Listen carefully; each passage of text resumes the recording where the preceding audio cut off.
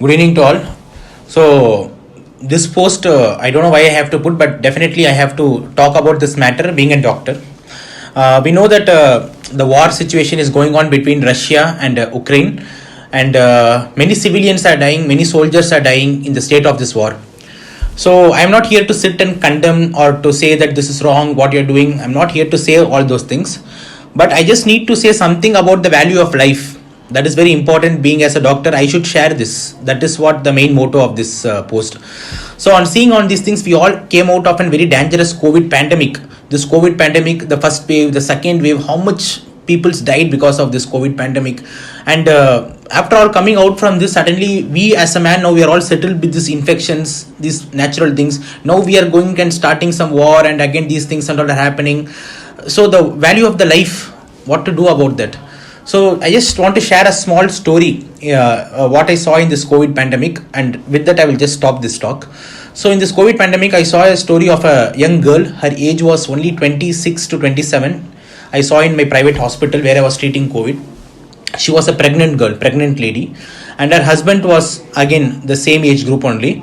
And they both were loving for more than 10 years. So their love started from the school age, and 10 years of love.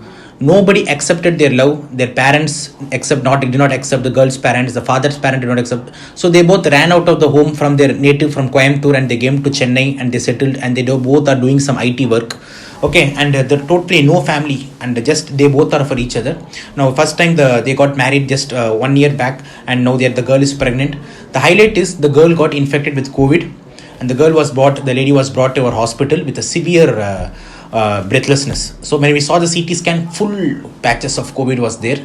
Then we have to admit the patient in the ward. Then she was shifted to the ICU, and she was in terminal ICU care. So that husband is crying and pleading, "Sir, please save my wife. 10 years love, sir. Nobody is there for her. I'm living for her only, sir. How much our money is okay for me?" He is going and selling all his jewels. He sold his property. Then more than that, he even is ready to give his kidney. "Please take me any organ, just save my wife and save the child. That is my future." So hearing all these things, I'm the intensivist over there, and I should only handle the situation, and I'm handling the situation. So at night, suddenly at 12 o'clock, 1 o'clock, when I was in the night duty, the female started developing severe breathlessness, even in spite of in ventilator, she's not maintaining. Bleeding started. So, and bleeding started means not from the lungs, bleeding started from the genital tract, from where the baby comes. So I have to go and calling for the sisters, and everybody all are coming, OG team, everybody is coming. In between that time gap of 10 minutes itself, the bleeding is heavily starting from down. Then I should conduct the delivery. I am conducting the delivery. So when I am taking that baby out at that time, then the baby is born, but the baby did not cry. The baby is born dead. I am giving CPR and everything for the baby. It's a premature baby already.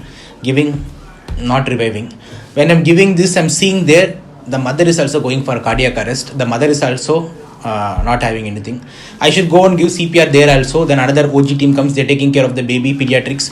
I'm going and giving CPR for the mom. I'm trying for 15 to 20 minutes.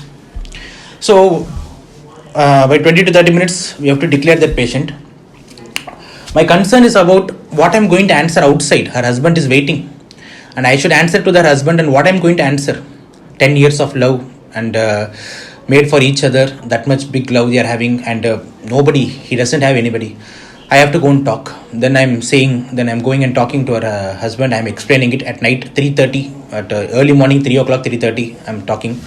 I'm saying to her husband that baby became like this, like that. Her husband, "Oh my God, my baby is dead. What are you saying, sir? He's just gone."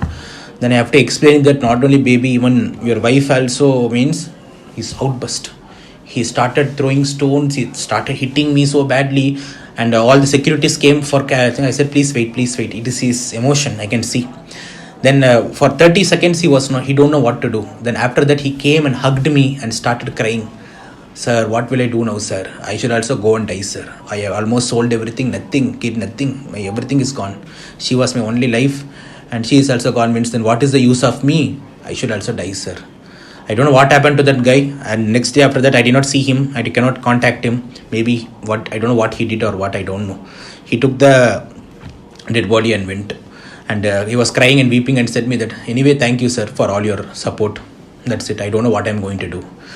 So what I want to say from this story is, if you see the value of that life and value of that emotions, you will not be doing such kinds of, in the name of war, or killing somebody, or doing these things and all. Being a doctor, we are seeing the patients daily, their struggles. Each and every patient, I'm looking like an individual person in their family only. Okay, if it is suppose their mom or maid, how they will feel.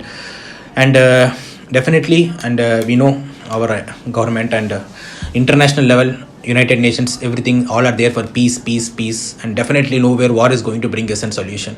So please take this like an humble request, and try to stop all these things. That is what I can cry for.